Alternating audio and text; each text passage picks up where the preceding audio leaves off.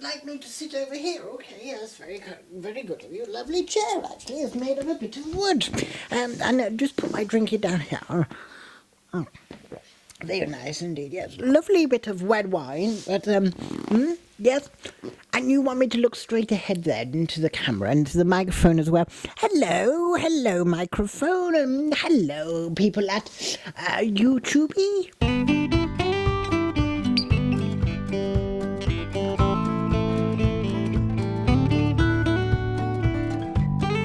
Hello, I'm Professor Arthur Wordsmith here.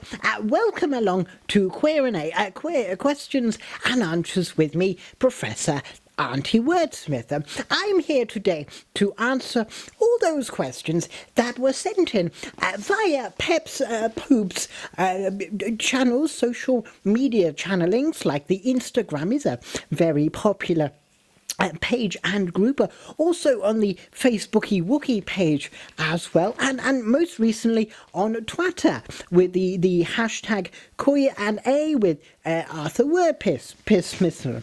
So yes, I'm here today to explain a little bit about myself. Think of this as like a viewing interview for you to get to know me and to maybe offer me a job. Can I have my first question, please? Arthur, who are you? Who am I? Well, that's a very good question to start off with. My name is Professor Arthur Wordsmith. I am a professor of wordiology at the University of Crackbottom, and I'm also a patron of the Vatican of Words. That is the Librarian of Wordiology at the University of Crackbottom. Arthur, why are you quirky?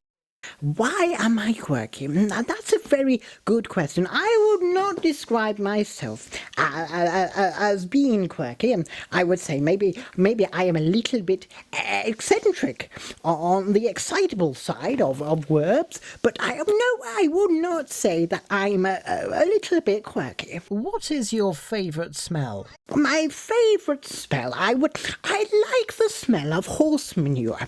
You can't beat that smell, actually. When you wake up in the morning and you're looking over the fields and you get this strange smell of horse manure outside. Very good for the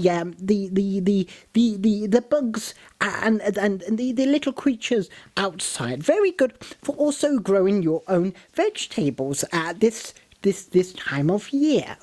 Do you wear underpants, and have you gone a day without wearing them? Do I wear underwear on a day? Well, that is a very good question. I mean, quite interestingly, most people that I do know actually do wear underwear underneath their underpanties, but I don't believe I have ever gone without a day of not having my pants on the outside.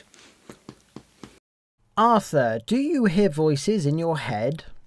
Do I hear people talking to me? Yes, most of the time I do, and particularly when I'm in the Vatican of Words, I tend to talk to myself while I'm out there searching for the quirky words known in the English language. Quite recently, I was shushed in the librarian because I was talking too loudly about the crack bottoms and the bum fluff that was found in the librarian that day.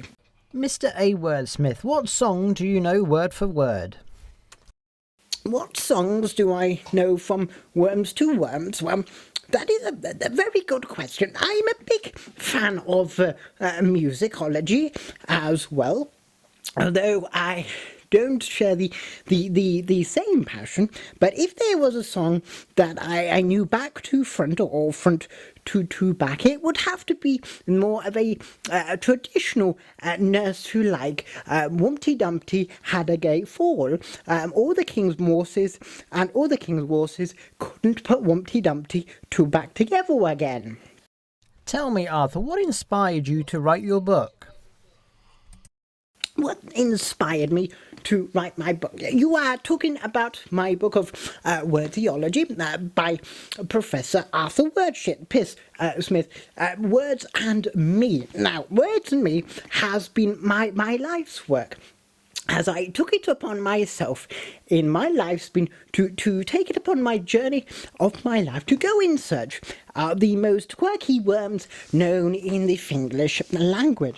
And now I would go out to many Vaticans of worms to find these quirky words, and many hours at their boards of keyboards taking a look at the interwebly for those words as well. What inspired me was the Holy Book of Worms, which was published in the late century of 192 BC by a chap named Christ Jesus, and also his co-writer named Dog.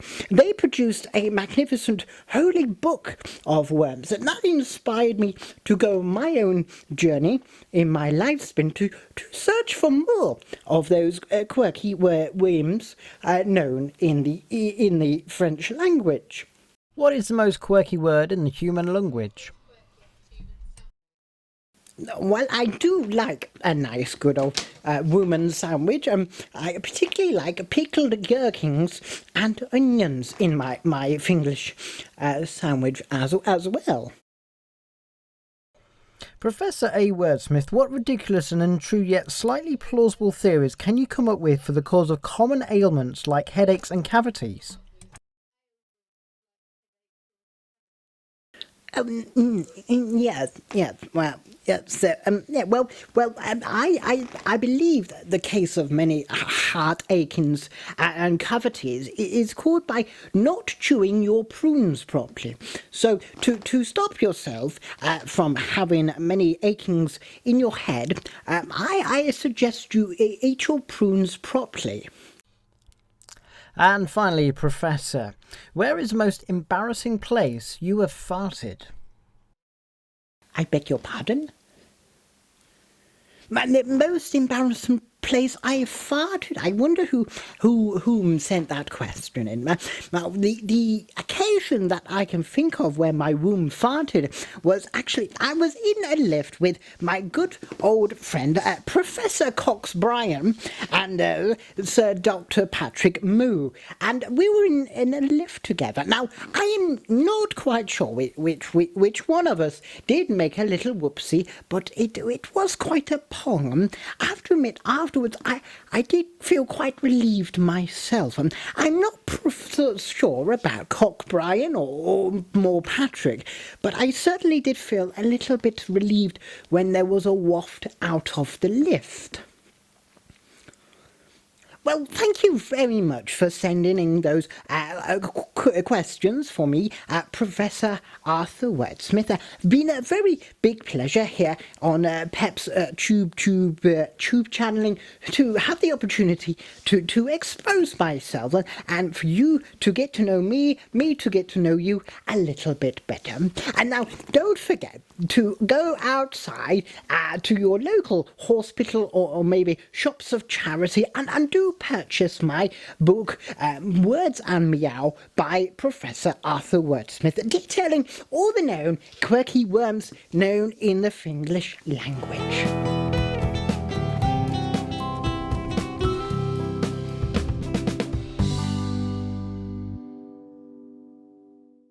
Well, thank you very much, Professor Arthur Wordsmith. You may leave when you're ready. Thank you. Well, thank you very much as well. Now, would you mind pointing me in the right direction for the little boys' room? I need a quick wee-wee.